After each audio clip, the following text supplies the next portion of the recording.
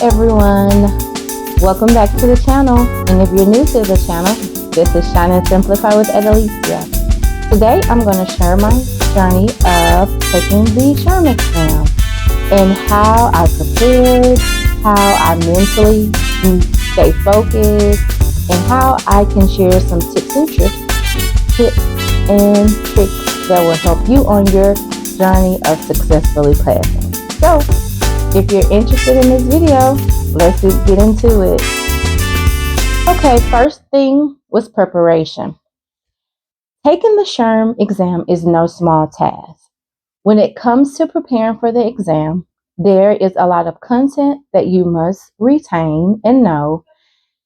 Even if you've been in the field for years, it's that now you have to learn SHRM's way. And that can be difficult at times when you are used to doing a job, even though not to say that it's wrong, but it could be because of how your organization is doing it.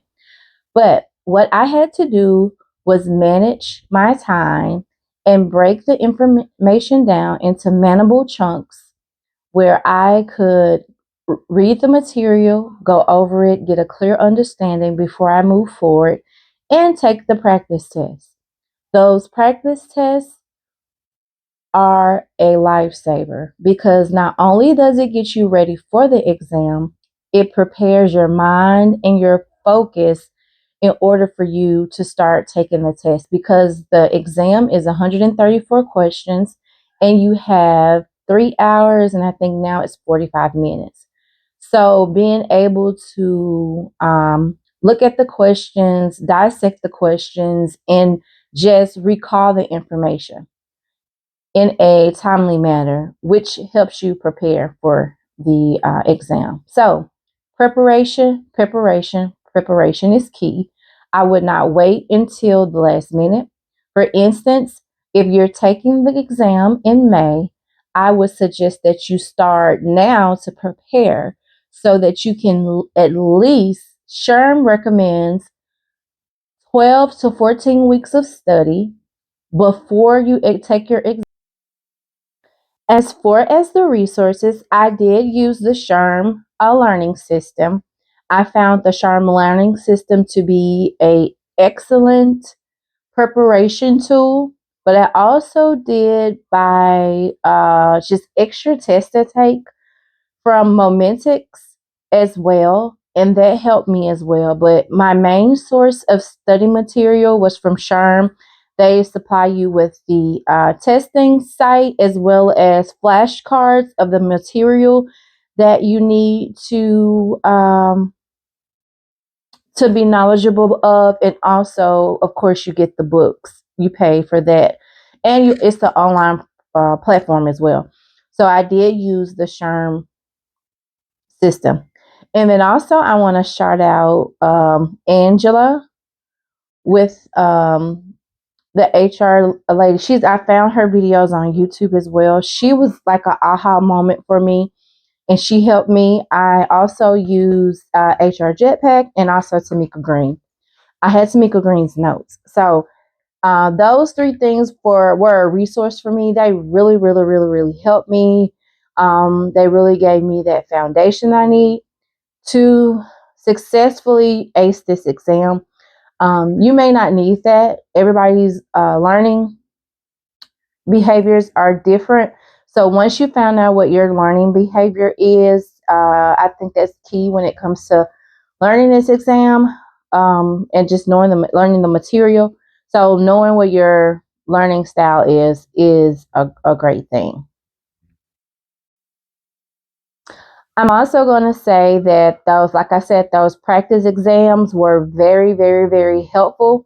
Taking those practice exams daily and being able to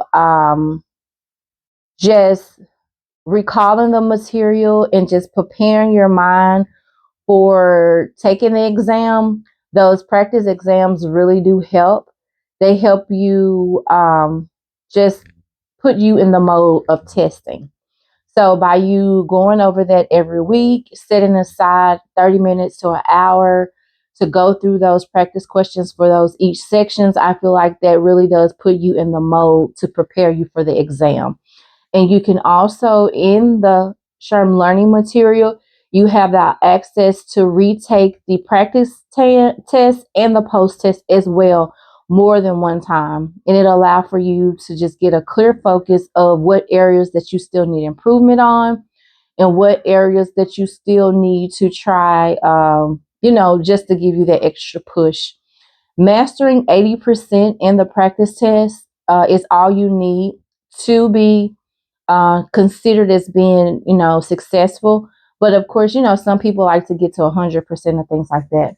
But you only need 80% of mastering that subject, for you to be successful. And when it comes to actually taking the test, you have to get a score of 200. You really don't know your score until you get your results, and you can see what areas you did great on, what areas that you didn't do so well on. But if you pass, that's great. But if you want to know those things like that, it just helps you, just to continue to read up on that material and things of that nature. Preparing is, like I said, is going to be the key, because your test day is going to come faster than what you think. For me, time, I guess, with life and everything happening, the exam came so fast. And like I said, you just got to remember to stay focused. Make sure you check off your weekly goals when it comes to staying focused on this. If you're going to a testing center, make sure you read what what the guidelines say as far as the testing center, what you can bring, what you can't bring, how the testing center will be set up. If you need to bring a sweater, if things that you can bring like that. If you're doing remote, make sure that you do have your computer up to standards. Make sure you see what they allow for you to have in the room that you're testing in. If you're doing remote, they will thoroughly do a check. You will be a watch proctor will be on there. Make sure you don't have anything on your walls. Make sure you don't have any TVs plugged up. Make sure your room is secure. There are no kids, no dogs, or anything that will distract you, because they won't allow for you to take the test if that's the way. So some people prefer going to a center and some people prefer remote. It's just your style. For me, I did do remote because I wanted to be comfortable in my environment. So I did make sure that there was nothing on the wall. There were no kids at home when I did the test. I took it while they were at school. As far as I don't have any animals or things like that. So it's just very important that you read those guidelines that the testing center or they send when you're taking it from home, to make sure that you have the things that are necessary. And you will need an external camera, because they will do 360-degree, like of looking at your room. They want to see all the corners and things like that. So it's very important that you do, have those guidelines, and are aware of those guidelines when you set up your test. And so on test day, that you will be prepared. That morning, I ate breakfast. Actually, I had a smoothie, and I was able to just, I listened to all of my motivated music. I was able to just be in a relaxing state where my mind was clear. I went to bed on time. I did like little light reading, but they do suggest that you do not study the day before or try to cram or anything like that. But I just read over a couple of things just to see where I was with those things. But just put yourself in a mindset of, I pass, I'm confident, I know the material, and I will do well, because that's exactly what I did. So just put yourself in that mind state. Say every day that I'm going to pass this exam. I'm going to pass this exam. You have to speak those things into the atmosphere. And when you speak it on a daily basis, your actions will come into play, because you're reminding yourself, I'm passing this exam. So my actions will lead up to what I'm saying. So as far as like I said, the day of the exam, those are the things that you really, really need to do to put yourself in a good space. So when I got my results, I was so excited. I shared it with my mom and my grandmother, and I just was in a I was in a good state because I know that this had been a long journey that I had been preparing for. And it actually felt good to see those words that you pass, and you'll get your results within 2 hours, which they did send the results. And I was just so excited. So excited. So, just, knowing that you worked hard for something and you finally achieved it and attained it, that it just gives you the momentum to continue on the future goals that you have set for yourself as well. So just to recap what we talked about preparation. We talked about having those practice exams. We talked about setting time weekly to make sure you check off those action steps in order to be successful.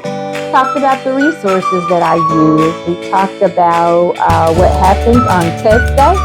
And we talked about just believing in yourself. Because like I said, this journey is what you make it. So what you put into it, as they say, is what you get. So what are you going to put into it? I'm interested to know that. So if you could just leave your comments below. Remember to like, share, and subscribe. And I wish you well on your SHRM journey. Also, if you're interested in following this channel, make sure you hit that notification bell of all the things that we talk about here over Shine and Simplify with Adelicia, where we talk about life, we talk about career moves, we talk about things just to uplift the individual and just make life shine, and we make it simple in all areas of our way. So, until the next video, thank you guys for watching, and I'll see you then. Bye!